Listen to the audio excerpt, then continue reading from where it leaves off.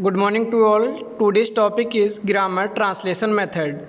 आज इस वीडियो में हम बात करेंगे ग्रामर ट्रांसलेशन मेथड की, या इसको हम ग्रामर कम ट्रांसलेशन मेथड भी कहते हैं।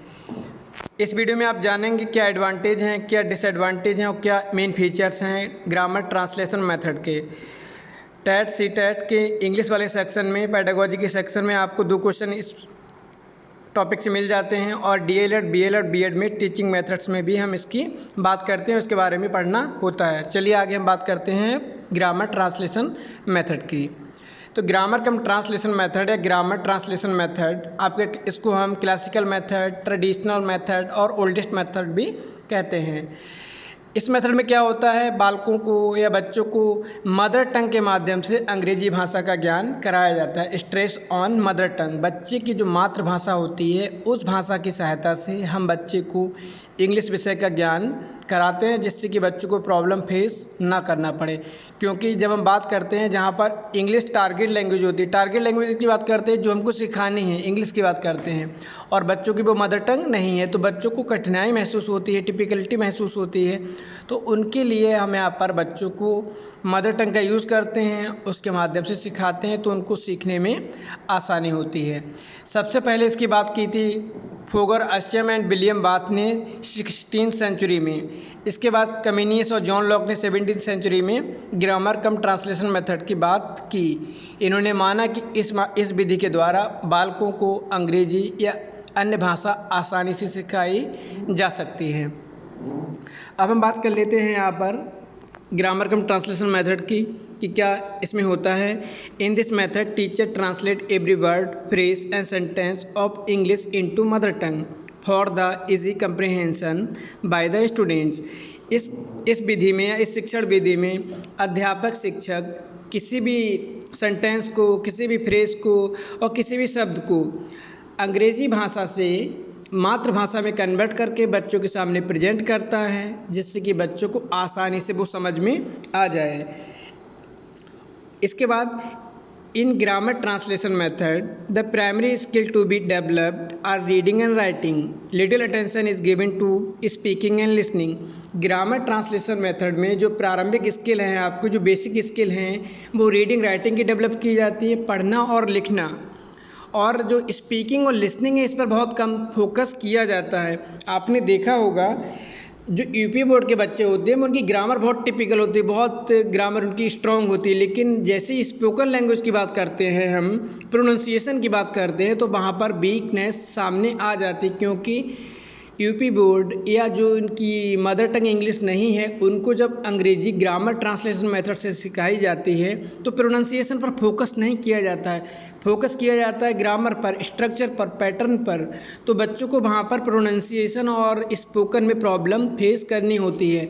वो वहाँ पर कहीं पर भी उनके सामने अगर स्पोकन की कंडीशन हम क्रिएट करें तो वो वहाँ पर घबरा जाते हैं। क्यों? इसलिए क्योंकि उन्हें वहाँ पर प्रैक्टिस नहीं की होती है। प्रैक्टिस किसकी होती है? रीडिंग और राइटिंग की, और प्रैक्टिस होती है पैटर्न की, प्रैक्टिस होती है ग्रामर की, किस तरह से सेंटेंस का फॉर्मेशन करना है। ठीक है, तो यहाँ पर जो फोकस किया जाता है, मेन फोकस होता है आपका ग्रामर पे फोकस किया जाता है, प्रोनाउंसिएशन और स्पोकन पर फोकस नहीं किया जाता है। ठीक है, the grammar translation method stress on the learning of grammar is taught deductively by presentation and study of grammar rules through the medium of mother tongue, the structure of English compare and contrast with those of the mother टंग।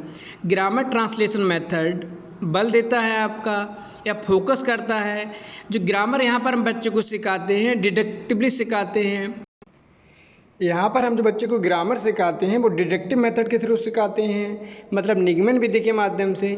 यहाँ पर हम पहले बालक को जो English के rules हैं, आपके जो सेंटेंस के फॉर्मेशंस के रूल हैं, पहले हम रूल्स बताते हैं स्टूडेंट्स को उसकी मदर टंग में। उसके बाद बालक एग्जाम्पल के माध्यम से या निगमन विधि में उन चीज़ों को सीखता है, जिससे बालक को आसानी होती है और उसको बहुत ईजी वे में निगमन विधि के माध्यम से या डिडक्टिव मेथड के माध्यम से वहाँ पे कॉन्सेप्ट क्लियर हो जाता है। और यहाँ पर जो ग्रामर के नियम होते हैं उनको हम, जो इंग्लिश ग्रामर के नियम हैं उनको हम बच्चे की मदर टंग में एक्सप्लेन करते हैं, जिससे कि बच्चों को समझने में कोई प्रॉब्लम फेस करना ना पड़े। ठीक है। The structure of English compare and contrast, जो यहाँ पर सेंटेंस का जो स्ट्रक्चर होता है आपका, फॉर एग्जांपल पहले सब्जेक्ट आएगा, फिर आपका वर्ब आएगा, फिर आपका ऑब्जेक्ट आएगा। ऐसे ही आपको जो यहाँ पर हम बच्चों को स्ट्रक्चर बताते हैं इंग्लिश का, उसको मदर टंग में बताते हैं। कैसे कि सबसे पहले कर्ता आएगा आपका, फिर क्रिया आएगी आपकी, फिर आपका ऑब्जेक्ट आएगा। इस तरह से हम बच्चे को मदर टंग में बताते हैं, जिससे बच्चों को प्रॉब्लम फेस करना ना पड़े। ठीक है। तो क्या होता है ग्रामर ट्रांसलेशन मेथड में, focus on rules of grammar के रूल्स रेगुलेशन पर हम फोकस करते हैं, मेन टारगेट हमारा होता है। और यहाँ पर हम बच्चों को प्रोनाउंसिएशन और स्पोकन पर फोकस नहीं करते हैं, इस एरिया में बच्चे बहुत वीक रह जाते हैं। अब हम यहाँ पर बात कर लेते हैं एडवांटेज की। क्या एडवांटेज हैं आपके? इट इज़ ईजी मेथड, ये एक आसान तरीका है। कैसे है आसान विधि? क्योंकि इसमें बालक ज्ञात से अज्ञात की ओर शिक्षण सूत्र का प्रयोग करता है, मतलब नोन टू अननोन, मतलब प्रीवियस नॉलेज को हम यहाँ पर इम्पोर्टेंस देते हैं बालक की। बालक क्या प्रीवियस नॉलेज गेन किया है।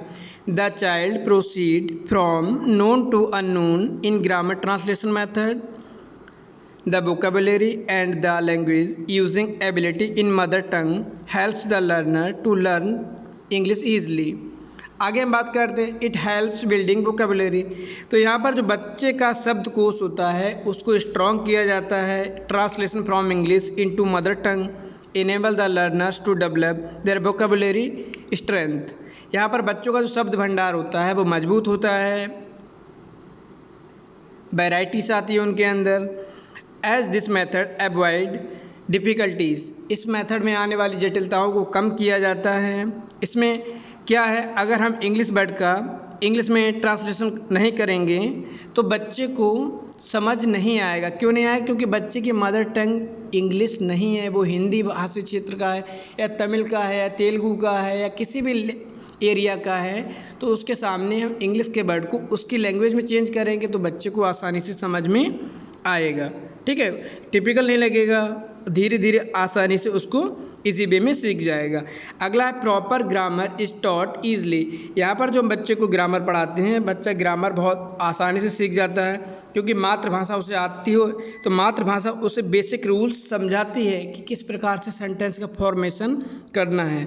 English grammar is taught very easily by comparing it with the grammar of the mother टंग। ठीक है, आगे हम बात करते हैं comprehension is easily tested.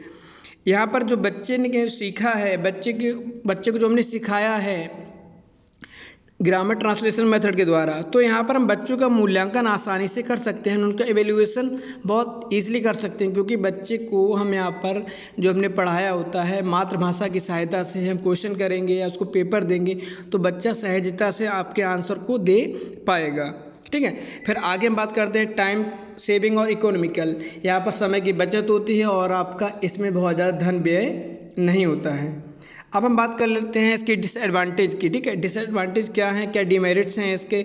It is unnatural method, ये आपका अप्राकृतिक विधि है, इसके द्वारा बच्चे को हम आसानी से नहीं सिखा सकते हैं। क्यों? The logical sequence of the learning a language is listening, speaking, reading, writing. किसी भी भाषा को सीखने के लिए सबसे जो बेसिक स्किल हैं आपकी, पहले क्या, लिसनिंग, सुनना, बोलना, पढ़ना, लिखना। बट जब हम बात करते हैं ग्रामर ट्रांसलेशन मेथड में तो यहाँ पर केवल बात की जाती है रीडिंग और राइटिंग स्किल की। तो रीडिंग राइटिंग स्किल की बात की जाती है, बच्चे को लिसनिंग स्पीकिंग पर ध्यान दिया ही नहीं जाता। तो क्या होता है, प्रोनाउंसिएशन गलत होता है, स्पोकन लैंग्वेज में बोल नहीं पाते हैं, तो यहाँ पर प्रॉब्लम फेस करना उनको होती है। इसलिए ये आपका अननेचुरल वे है।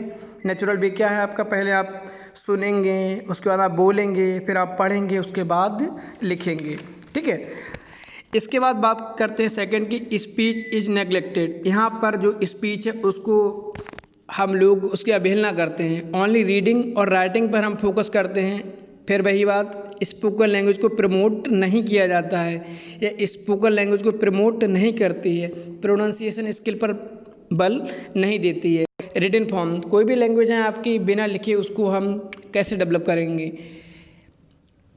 और बिना बोले भी नहीं कर पाएंगे। तो यहाँ पर इसलिए गलत है क्योंकि यहाँ पर रीडिंग राइटिंग को फोकस किया गया है और लिसनिंग स्पीकिंग को फोकस नहीं किया गया है। तो इसकी यहाँ पर जो आपका प्रोनाउंसिएशन है या स्पोकन है उसकी अवहेलना की गई है। ठीक है, आगे हम बात करते हैं students are not active in this method, only teacher is active and students are passive listener, so they don't develop any language skill. यहाँ पर बच्चे एक्टिव नहीं रहते, केवल टीचर एक्टिव रहते हैं, क्योंकि टीचर ही वहाँ पर मदर टंग और इंग्लिश की बात करते हैं। बच्चे केवल वहाँ पर सुनते हैं और वो पैसिवली उन चीज़ों को फॉलो करते हैं। ठीक है, आगे हम बात करते हैं इट इज़ अनइंटरेस्टिंग मेथड, इसमें बच्चे रुचि नहीं लेते। रुचि क्यों नहीं लेते हैं? Translation method is dull and mechanical and also book is instructional aids are not use to make lesson interesting. यहाँ पर जो बच्चे होते हैं, ये जो मेथड होता है आपका बहुत ज़्यादा डल होता है। यहाँ पर इसमें कोई टीचिंग एड्स यूज़ नहीं होती, केवल मदर टंग का यूज़ होता है। तो बच्चे इसको इफेक्टिव वे में नहीं लेते हैं, ये आपका एक डिमेरिट है। आगे हम बात करते हैं prevent student thinking directly in English. यहाँ पर जो बच्चे होते हैं उनको हम प्रमोट नहीं करते हैं कि वो डायरेक्ट इंग्लिश में सीखें। यहाँ पर हम उनको प्रमोट करते हैं कि वो मदर टंग के अकॉर्डिंग सीखें, इसलिए उनके अंदर स्पोकन एबिलिटी डेवलप नहीं होगी। स्पोकन एबिलिटी डेवलप नहीं होगी तो वो कहीं भी इनकाउंटर नहीं कर पाएंगे जहाँ पर लैंग्वेज की बात आएगी। तो बस इस वीडियो में इतना ही। आगे हम बात करेंगे अगली वीडियो में डायरेक्ट मेथड की क्या एडवांटेज हैं, क्या डिसएडवांटेज हैं। तो आज के लिए इतना ही। Thank you.